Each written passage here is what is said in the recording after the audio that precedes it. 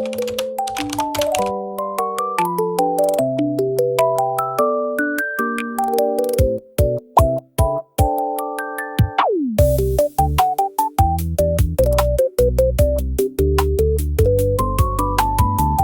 gamers, Momo here. Today we're doing a Switch 2 review. That rhymes. I want to discuss my pros and cons of using the Switch 2 because I've had it for quite a long time and I actually really enjoy it.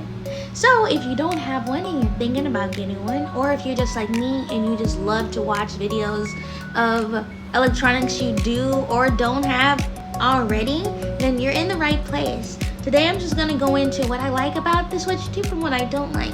And if you don't have one, then maybe I can kind of influence your decision to either get one, or I'm maybe pushing you away from the Switch and you decide to get something else, maybe like a Switch 2 or a Steam Deck, all of which are super expensive. Please allow me to get into this review in a cute way. The ASMR of the nails goes crazy, right?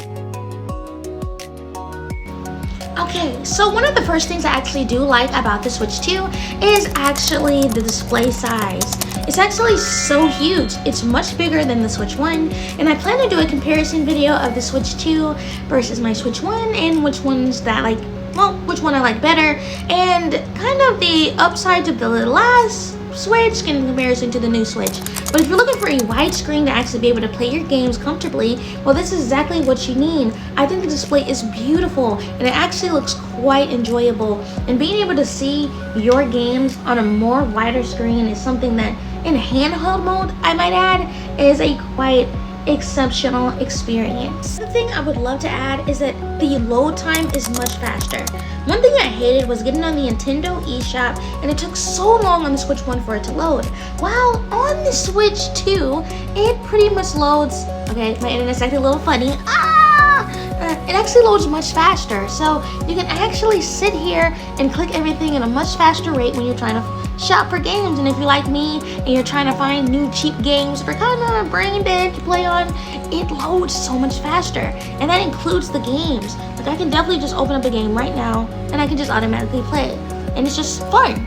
While on the last Switch, it took a long time for games to load, and it was very evident. So I do appreciate the faster load times on the Switch 2, especially when you're trying to find a game or you're just trying to play a game quickly, like my addiction to Crush Crush, where I'm trying to get all these girls to love me, the main character that's supposed to be a guy. Mention the bigger buttons. Being able to click on things that I want to click on is better.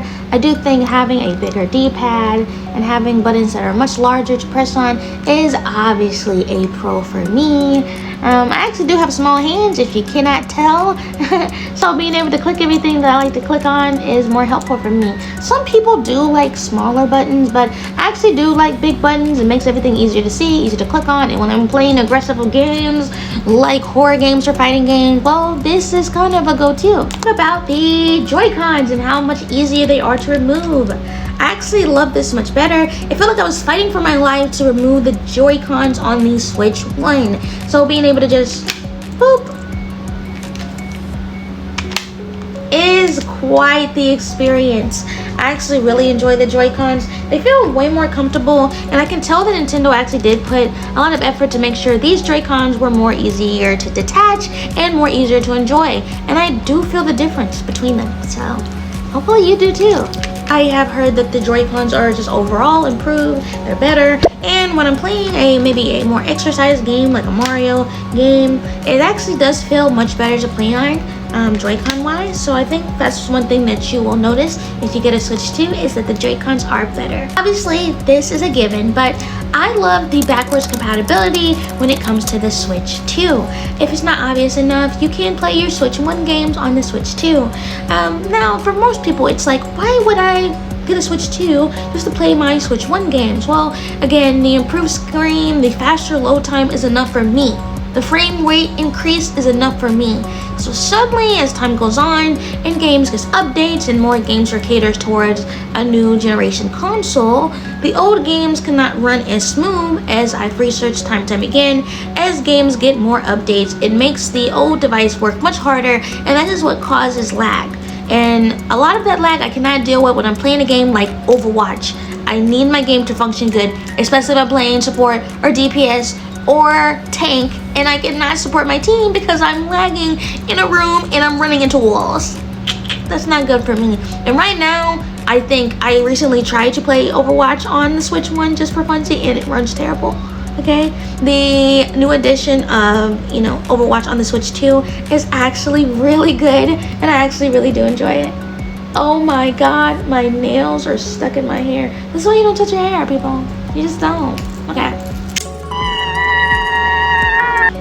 Moving on, this bad boy actually comes with way more storage. Now, if I'm not mistaken, the Switch 1 came with about 32 gigabytes, while the Switch 2 comes with 256 gigabytes. And yes, still, if you download Fortnite or any other game, that will probably take up all the storage. But that's way better than the Switch. I remember buying the Switch and playing some games, also on Switch Lite, and I was like, I just downloaded like a few games, and they already take up all the space. I'm like, okay, I gotta get an SD card. It kind of sucks in general that now games don't just come with more storage automatically, and we don't have to buy so much of, extra storage. It'd be nice if they just kind of, include that, but there'll probably be more moolah because businesses and business practices and making money and marketing and bullshittery. Ugh, that's another video. I do appreciate that this one actually comes with a little bit more storage, okay? A little bit more mayhem. And again, if you're downloading kind of some bullshit games like I download a lot of stupid shit. I do. And it's fun for me. It is. And it's cheap. And if you buy a lot of those games, then you can kind of make that stretch out. And if you're playing story games like me, because I love a good story game, then you just buy it, then, play the game, delete it, then whatever. And again, the optimal performance and the faster rate of speed would kind of make you enjoy it. I started playing SpongeBob Rehydrated, and man, I missed that game. I miss playing Sandy. She was so freaking OP. She is OP. She's the baddest bitch in this motherfucking game, and I just can't believe that she was just OT like this. I'm older, and I just can't believe she was so OP. I like playing her more than SpongeBob and Patrick. This is not a promotion of Bikini Bottom, but if you have played this game when you were younger, hey, get a Switch 2, play this game on there. It's tea. It eats! I kind of already said this, but there's a much higher resolution on the handheld screen. So a lot of the times back then with the Switch 1, I think that you only got that kind of HD screen when you plugged it up to your TV. While this in handheld mode is much more beautiful. And like I said, being able to play your games in handheld mode, for me, I play the Switch a lot in handheld because I feel like even though I know this is its own console and you can plug it up to the TV, I prefer playing it via handheld because that's what I feel like it was for. And it makes me feel better just being able to go outside with it in my hand than just playing with it on the TV. I mean, I can just use my PS5 for that, so I do like to just keep it in handheld most of the time. Or I guess if I do want to go ahead and put it up to the TV, which I have been thinking about doing that way more. I just really love the handheld experience of going out with the Switch.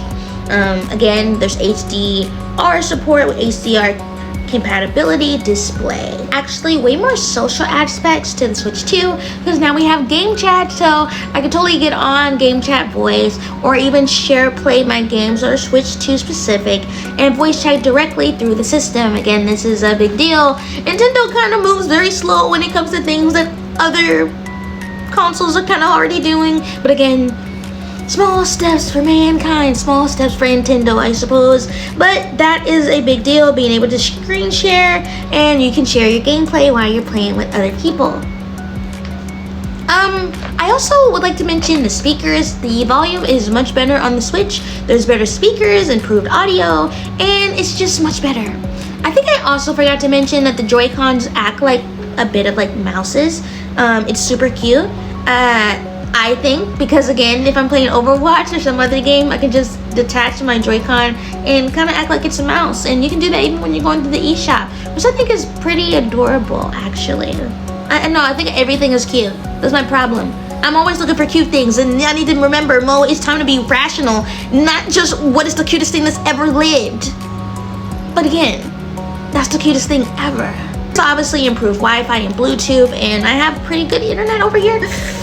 Let me cross my fingers, because as soon as I said that the internet's probably gonna become shit. But anyways, the improved Wi-Fi and Bluetooth is pretty nice. I think back when I was playing my Switch 1, I had a bit problems with, Again, I'm not trying to make this a Switch 1 versus Switch 2 yet. That's in another video, but to briefly talk about it.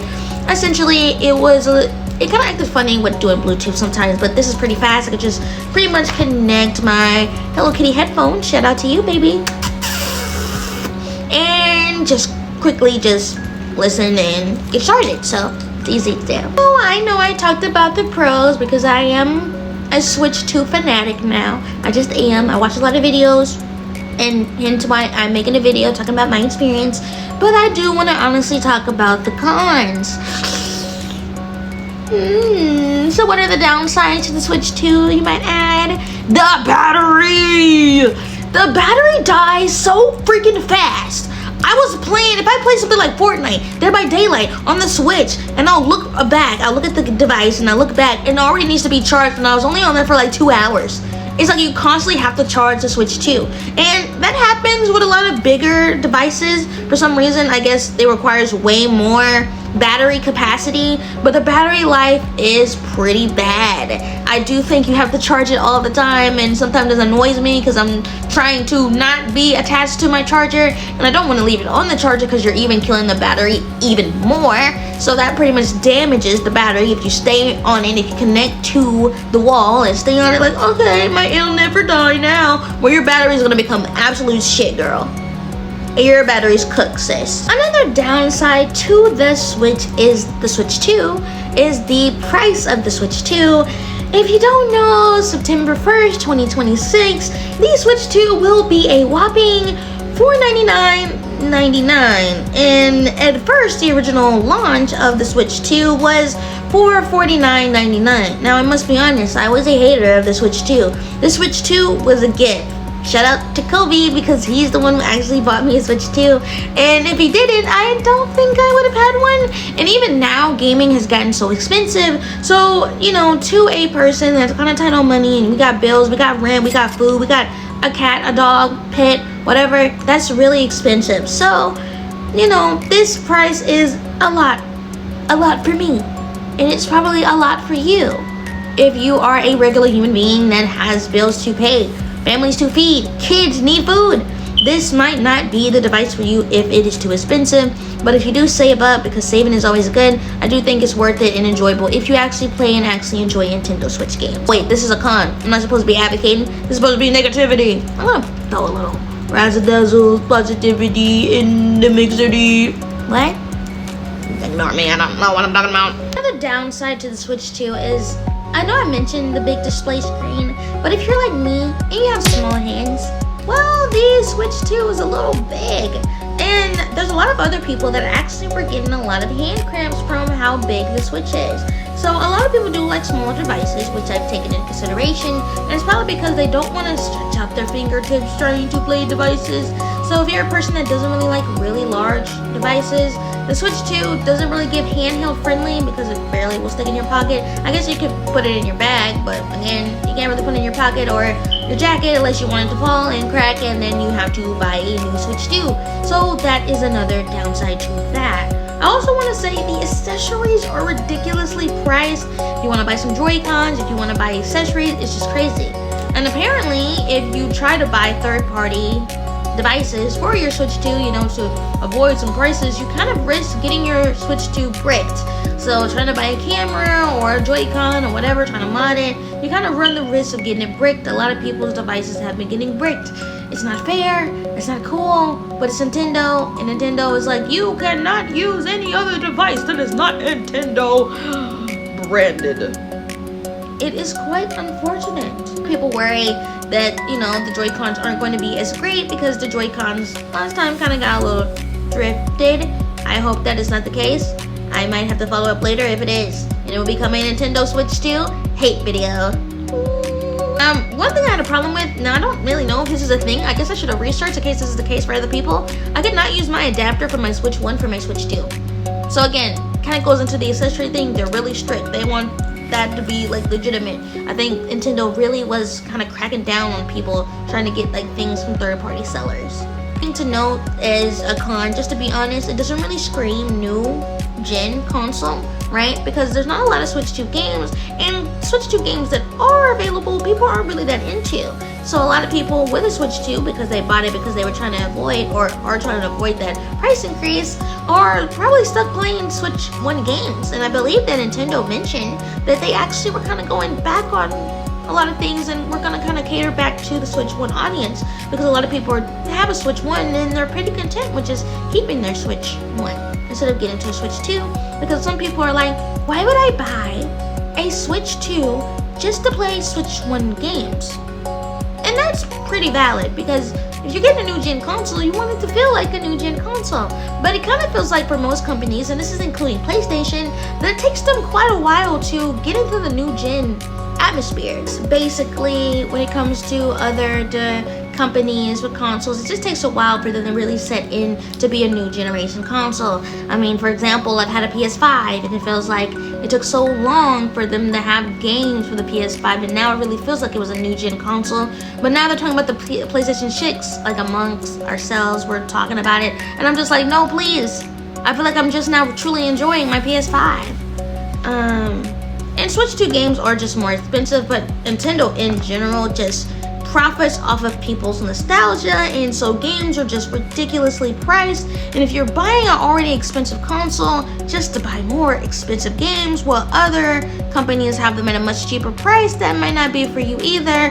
Because it's like, okay, why would I do that if the game is so expensive? Also, completely valid. Well, I guess that's everything when it comes to the Switch 2 for me. I hope that you got a bit of an insight on my pros and cons. I know there's probably other videos where people go into really deep specs and numbers and everything, but I wanted to give you a really girly, cute review of what I personally think about it.